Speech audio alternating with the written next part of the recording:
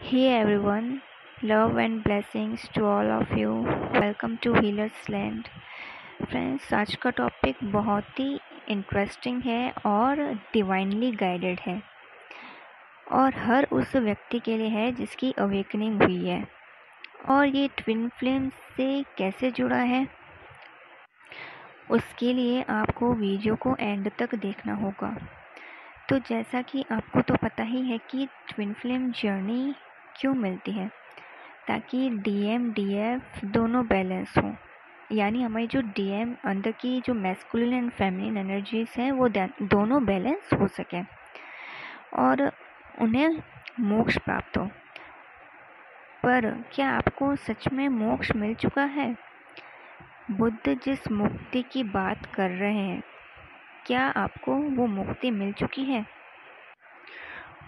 और बुद्ध जब एनलाइटेंड हुए थे तब उन्होंने एक बात कही थी कि वो जन्म और मृत्यु के चक्र से मुक्त हो चुके हैं और वो अब दोबारा यहाँ लौट के नहीं आएंगे।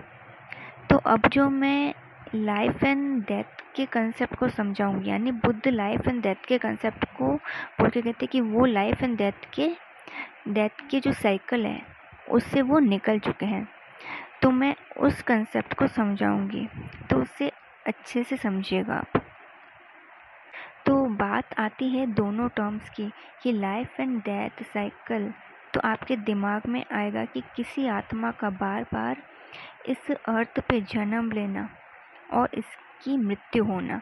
यानी नॉर्मली जो अनावेकन्ड लोग होते हैं तो वो बुद्ध के इस लाइफ एंड डेथ के कंसेप्ट को इसी तरीके से समझेगी कि कोई आत्मा होती है, वो यहाँ इस अर्थ पे आती है, जन्म लेती है और उसकी मृत्यु हो जाती है। तो फिर उसका जब कर्मा ख़त्म हो जाता है तो फिर वो यहाँ अर्थ पे नहीं आती है। जब बुद्ध ने कहा था कि वो इस जन्म मृत्यु के चक्र से मुक्त हो चुके हैं, तो इसका मतलब ये रहा होगा कि अब उनकी आत्मा इस पृथ्वी पर शरीर धारण नहीं करेगी। तो मैं बता दूं कि बुद्ध ने जिस जन्म मृत्यु के चक्र की बात की थी, उन्होंने बताया था कि जन्म मृत्यु का चक्र शरीर के अर्थ में बिल्कुल नहीं बोला था। उन्होंने लाइफ डेथ साइकिल को सुख और दुख के संदर्भ में बताया था। मतलब जो लाइफ वर्ड है वो सुख का सिंबल है और जो डेथ वर्ड है वो दुख का सिंबल है। यानी लाइफ और डेथ साइकिल जो बताई गई है वो साइकिल बताई गई है सुख और दुख की। यानी वो प्रतीक है, लाइफ और डेथ प्रतीक है सुख दुख का।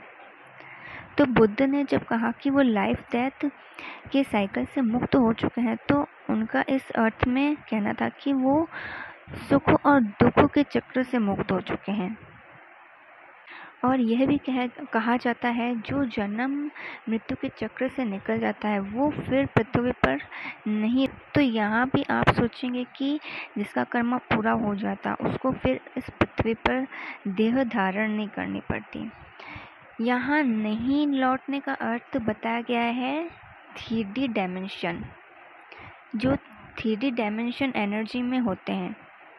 यानी किसी का माया में, धन दौलत में या लालच घृणा ईर्ष्या में होता है, या वो इस तरह की एनर्जी में है पर्सन, पूरी 3D वाली एनर्जी में ही है, तो वो उस 3D की एनर्जी में नहीं लौटता। जब बुद्ध ने कहा था कि वो यहाँ फिर से लौट के नहीं आएंगे, तो उनका इस 3D डायमेंशन से संदर्भ था कि फिर वो इस माया में नहीं फंसेंगे। ये जो माया है ना, वो सुख और दुख में हमें फंसा के रखती है, ये हमारे लिए बंधन बनाती है, या हम बंध जाते हैं इस माया से। तो वो अब इसके चक्कर में नहीं आएंगे, अब वो ये सुख और दुख के चक्र से मुक्त हो चुके हैं। यानी कोई 5 डायमेंशन में पूरा शिफ्ट हो जाता है तो उससे 3D से मुक्ति मिल जाती है। मोक्ष व्यक्ति को 3D से मिलता है, यानी 3D डायमेंशन यानी ड्युअलिटी वाला, जिसमें लोग फ़र्क करते हैं गोरे का काले का, अमीर का गरीब का।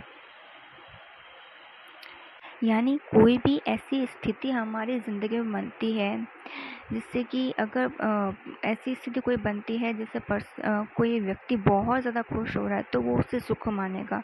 कोई उसकी ऐसी स्थिति बन रही है जो उसे मतलब दुख दे रही है, तो बुद्ध ने यही कहा था कि यही सुख और दुख है। आप किसी स्थिति को सुखी मान लेते हो, किसी स्थिति को दुख मान लेते हो, तो यही आपके बंधन का कारण बन जाती है। यानी यहाँ आप डुअलिटी में हो।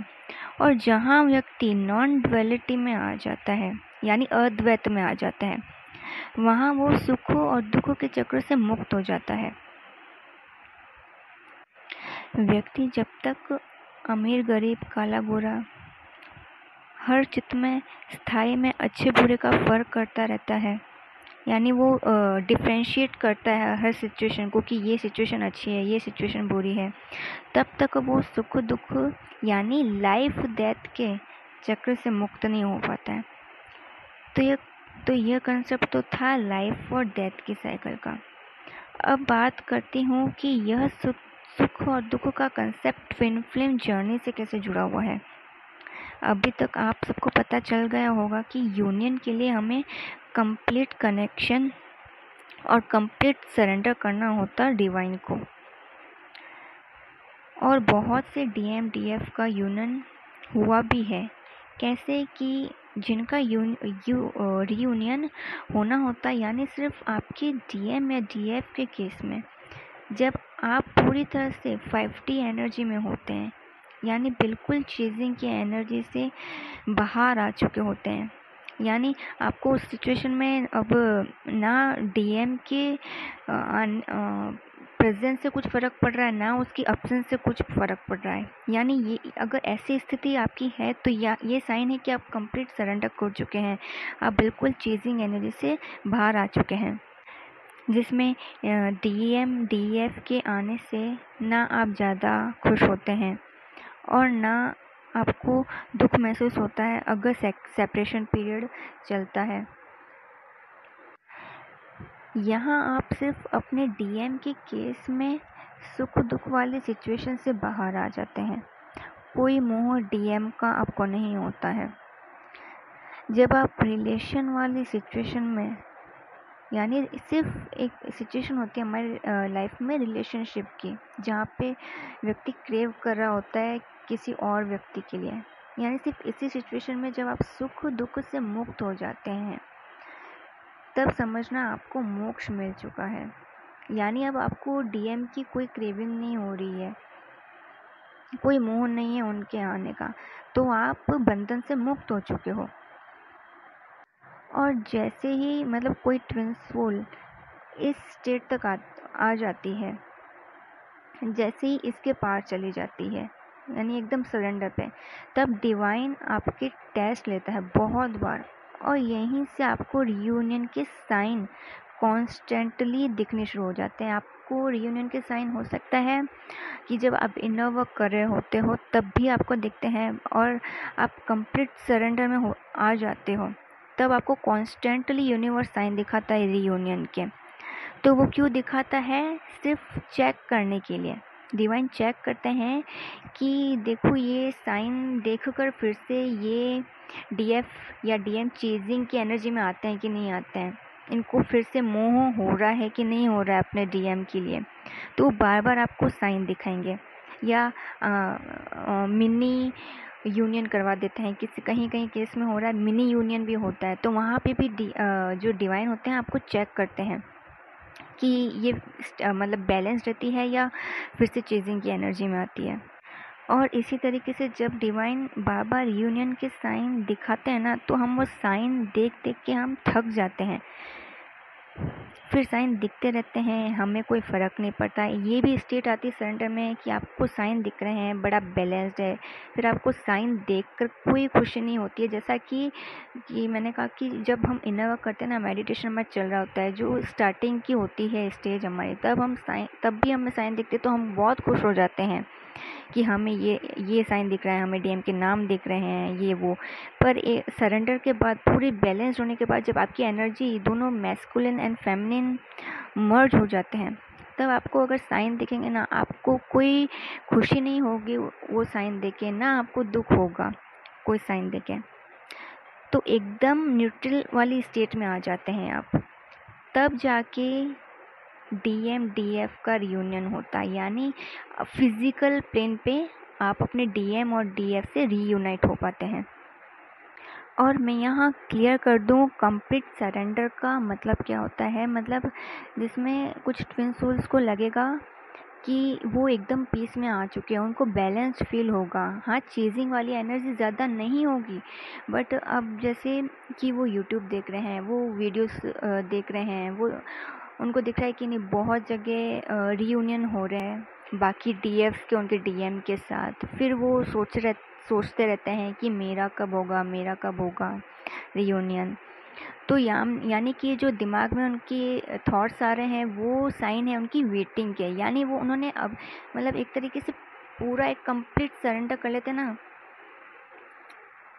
जहाँ पे मतलब हमारी वेटिंग की एनर्जी भी नहीं है। कंप्लीट सरेंडर यानी पूरा हम मोक्ष कब हम इस बंधन से मुक्त पूरा कब होते हैं, मोक्ष हमें कब मिलता है, जब हमारी वेटिंग तक की एनर्जी नहीं होती, यानी चेजिंग की यानी एक सरेंडर की स्टेज वो आती है जहाँ पे चेजिंग की एनर्जी हमारी चली जाती है, और एक सरेंडर की स्टेज वो भी होती है जहाँ पे वेटिंग की एनर्जी भी हमारी नहीं रहती है, कोई फ़र्क नहीं पड़ रहा होता हमें। वहाँ आके डीएफ का और डीएम का रियूनियन होता है फिजिकल में।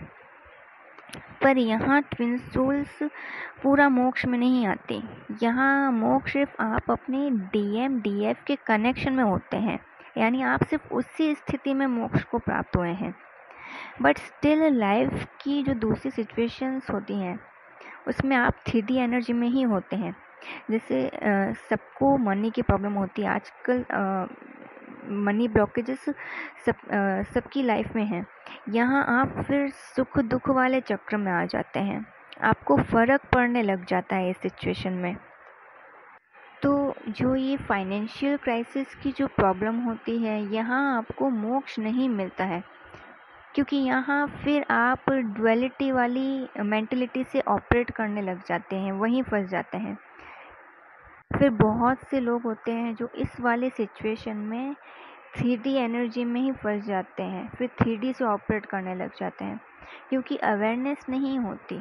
थोड़ा बहुत भी उतार चढ़ाव होगा पैसे की स्थिति में तो आपको लगने लगता कर्मा है, कोई ब्लॉकेज है, या हमने है ना जो चक्रा मेडिटेशन किया है, या हमारे चक्रास अच्छे से क्लींस नहीं हुए हैं, वहाँ फिर आप डाउट की एनर्जी में आते हैं। अब मैं इजी वे में बताऊं कि कैसे पता चले कि ऐसी सिचुएशन जहां आपके पास पैसा नहीं, वहां आपका कर्मा है भी या नहीं है। यानी आप और अगर आप आर्थिक संकट में होंगे और आपको तब पेन डिप्रेशन हो रहा होगा, यानी परेशानी हो रही होगी बहुत ज़्यादा, तो आप समझिएगा यहाँ आपका कर्मा है, कोई ब्लॉकेज है। और अगर कुछ ऐसे भी हैं, हालांकि स्टेट में आने वाले लोग कम ही होते हैं जहाँ उनकी ज़रूरतें पूरी हो रही होती हैं, यानी जो बेसिक नीड्स होती है खाने पीने की, और जो दूसरी कपड़े वगैरह होते हैं, या रेंट वगैरह देना, और बच्चों की स्कूल की फ़ीस, और जहाँ ज़रूरी होता है पैसे का होना, तो वहाँ सबकी नीड्स पूरी हो रही होती है, और वहाँ उनको लग रहा अब और पैसे की नीड नहीं है, यानी सारी नीड्स पूरे होने के बाद अब उनको फील ही नहीं आ रही है कि और नीड है हमें पैसे की, वो वहाँ लैक वाली एनर्जी में नहीं होंगे। तो यहाँ आप समझना, इस सिचुएशन में भी व्यक्ति को मोक्ष मिल चुका है, यानी अब उसको इस वाली सिचुएशन में, पैसे वाली सिचुएशन में भी वो उसको मोक्ष मिल चुका है, क्योंकि ब्लॉकेज वाली एनर्जी तब तक रहती है जब तक व्यक्ति उस सिचुएशन में डुअलिटी में होता है। अगर वो व्यक्ति ब्लॉकेज की एनर्जी में नहीं है, यानी उसको लैक अंदर से फील ही नहीं हो रहा है, इसका मतलब वो मोक्ष को प्राप्त हुआ है। फ्रेंड्स, यहाँ मनी ब्लॉकेज के कंसेप्ट को मैंने शॉर्ट में समझाया है, बहुत ही जल्दी मैं इस डिटेल में इसका वीडियो बनाऊंगी। और आई होप कि आपको ये लाइफ एंड डेथ का जो कंसेप्ट है वो अच्छे से क्लियर हुआ होगा। और आज के वीडियो को मैं यहीं समाप्त करती हूँ। आई होप आपके डाउट्स को मैंने क्लियर किया हो। गुड बाय, टेक केयर, ओम साई राम।